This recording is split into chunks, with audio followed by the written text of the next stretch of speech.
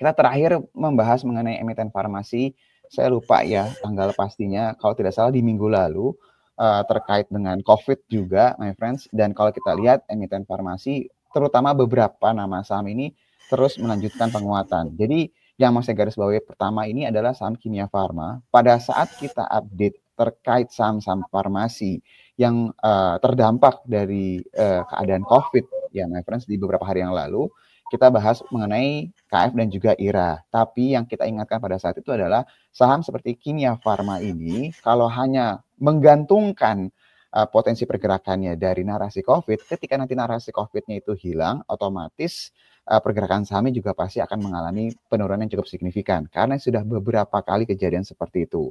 Kita bedakan kalau dengan momentum waktu tahun 2020, emang karena waktu COVID-nya lagi besar-besarnya, my friends. Jadi ini yang harus my friend perhatikan. Tapi pada saat kita update terkait keadaan tersebut di beberapa hari yang lalu, kita mengingatkan bahwa kalau seandainya ada cerita lain yang berhubungan dengan corporate action, itu yang mungkin akan membuat penguatan di saham itu bisa berlanjut. Tapi baik lagi ya, segala suatu saham yang memang benar-benar bergantung pada corporate action-nya aja, kalau nanti nggak jadi, ya udah pasti akan mengalami pelemahannya. Kecuali ada agenda-agenda lain yang bisa tanda kutip menguatkan pergerakan sahamnya. Jadi kalau my friends tertarik membeli saham-saham yang farmasi seperti kayak Kimia Farma karena dampak dari COVID, tadi seperti saya bilang harus dipastikan narasinya yang berlanjut. Kalau tidak, dia pasti akan turun signifikan. Tapi kalau ada tambahan corporate action, karena kalau kita lihat kan semua saham BUMN itu pasti disambung-sambungin ke dana Danantara ya. Nah, jadi ini my friend harus perhatikan baik-baik nih, apakah ini narasinya ini masuk akal atau tidak, atau bisa terrealisasi nggak dalam waktu dekat. Itu yang coba saya mau bahas dari farmasi untuk Kimia Farma. Karena saya coba cek juga laporan keuangannya ini sepertinya belum rilis ya untuk yang full year 2024 sama yang kuartal 1. Jadi saya nggak bisa berbicara lebih banyak. Dan waktu kita bahas mengenai saham-saham farmasi, ada salah satu saham yang kita sebutkan pada saat itu, kalau seandainya memang my friends mencari saham farmasi yang punya potensi growth story yang memang sangat signifikan, ini bisa diperhatikan salah satunya ada di Pyridam Pharma atau kode sahamnya itu PIVA.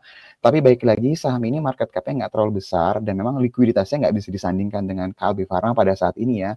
Tapi memang ceritanya untuk saham ini dia lagi aktif untuk melakukan akuisisi-akuisisi ini my friends. Jadi my friends bisa lihat ya di keterbukaan informasi di IDX ada banyak hal yang terkait dengan aksi korporasi yang dilakukan sama Pyridam Pharma.